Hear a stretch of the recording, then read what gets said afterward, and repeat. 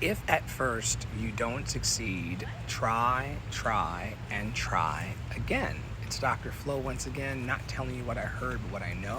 What I know is that you're loved and lovable. You've always been loved and lovable, and you're going to be loved and lovable for the rest of your days. And I hope that you're having a great day around Love in Action Network and all around the world, where we encourage, equip, and empower bold dreamers to follow their bliss every day in the spirit of love. And if you're out there and you're looking for a community, and you're looking to belong, and you're looking for people to love and care about your dreams, I would invite you to step into our daily peer support groups at 11 a.m. on Clubhouse, and also follow us on social media. You may want to join our WhatsApp community. We would love to have you in our network.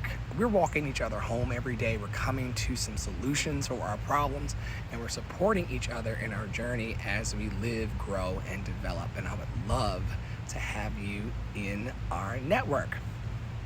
So, as I told you earlier, this is my third time recording this stream. The first time, you all were attached to my headphones in the house, so you had no audio. The second time, you all were attached to the Wi-Fi in the house, so I had no signal. Now I'm recording it locally on my phone so that it does not fail. If it fails this time, I will try again, but I would really rather not. Oh my gosh. It's taken me 40 minutes to record 10 minutes of content. You win some, you lose some, right? Anyway, I feel on Sacral Chakra Day like this time it's going to work out for me, and I feel that life is working out for my highest good, no matter what, no matter who. Why? Because I'm loved and lovable. I've always been loved and lovable, and I'm always going to be loved and lovable for the rest of my days. Now, we've been doing 4-week cycles all year here in the network, and this particular 4-week cycle is all about healing and restoration. And the theme of week 39 is love in the face of conflict. Love in the face of conflict. Learning ways to handle our conflict lovingly. And of course, yesterday was the root chakra, as we focus on that every Sunday. That's all about safety, stability, and belonging. But on Monday, we rise up into our sacral chakra, where we talk about emotions, relationships, and creativity every week on Monday. So if you come back next Monday, or if you look back at the previous episodes, Monday to Monday, you'll see us talking about feelings and those emotions, relationships, and creativity.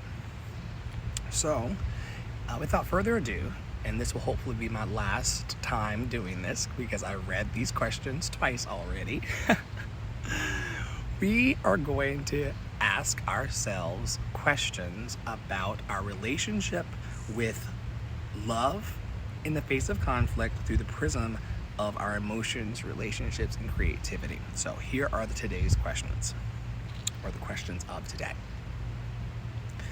How do I usually express emotions like anger, sadness, or frustration in conflict? How do I usually express emotions like anger, sadness, or frustration in conflict? What role does pleasure or joy play in helping me recover from disagreements? Do I allow myself to feel the full range of emotions, or do I shut some down?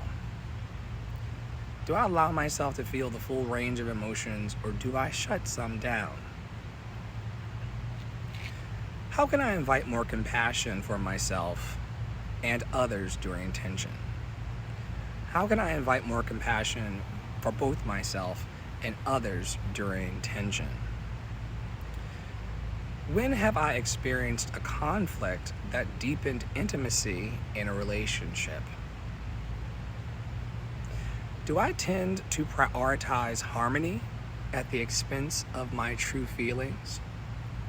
Do you tend to prioritize harmony at the expense of your true feelings? How do my cultural or family patterns affect the way I handle disagreements? How do my cultural or family patterns affect the way I handle disagreements? What creative outlets help me transform tension into healthy expression? What creative outlets help me transform tension into healthy expression? How do I balance listening to others' needs with honoring my own feelings? How do I balance listening to others' needs with honoring my own feelings? And the last question is, what small act of kindness could soften a tense moment in my relationships? What small act of kindness could soften a tense moment in my relationships? Even children get this. It's been so tense around the home where I'm dwelling right now with my partner as we reset to relaunch the things that we're building in the world. And his little sister brought us into the house a tiny little flower each. She said, "This one's for you and this one's for Poppy." And I said, "Oh my goodness, that is so sweet of you. Thank you so much." Because that is a small act of kindness to soften the tension in the relationships. Even kids get how this goes.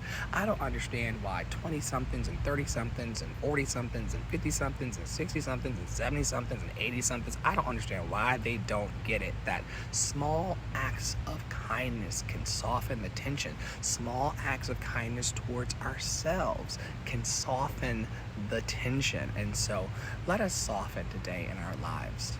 Let us know today and always that we are loved and lovable, that we've always been loved and lovable, and we're always going to be loved and lovable for the rest of our lives. And I hope that you are continuing to purpose in your heart to have a loved and lovable day. I tell everyone in our clubhouse rooms daily that you're loved and lovable. You've always been loved and lovable, and you're always going to be loved and lovable for the rest of your lives. And how you relate to your loved and lovable nature is going to change and shape and shift all of the inner picture and thusly the outer picture of your life. How you feel about this idea that you are loved and lovable. And so I hope that you're feeling it today.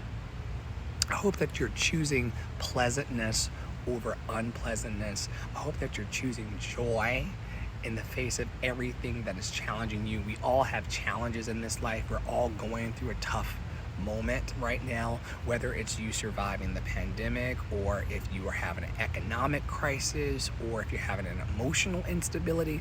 All these things can really cause you to have a challenging time in life. And so why not just lean into love, lean into hope, lean into joy, and lean into finding those spiritual and or critical thinking solutions to your problem to help you elevate your life. And so that's what we're doing here every day in the network. Like I said earlier, you're invited to our daily peer support groups. Tickets and also RSVPs are available on our website, lovedandlovable.bio.link, lovedandlovable.bio.link, lovedandlovable.bio.link. And we hope to see you around in the cloud or in real life very soon. Okay? On behalf of all of us in this fantastic network and our leadership team, Tara Praolo Studio, Poppy Water 33, and myself, Andre in the Flow, we invite you, as we do every day, to stay in your power, stay in your joy, stay loved and lovable, and we will see you very soon. We recognize today and every day that we bear no ill towards the universe, and so the universe bears no ill towards us. Why? Because we're loved and lovable, we've always been, and we're always going to be. Have a wonderful day, and I'll see you very soon. Take care.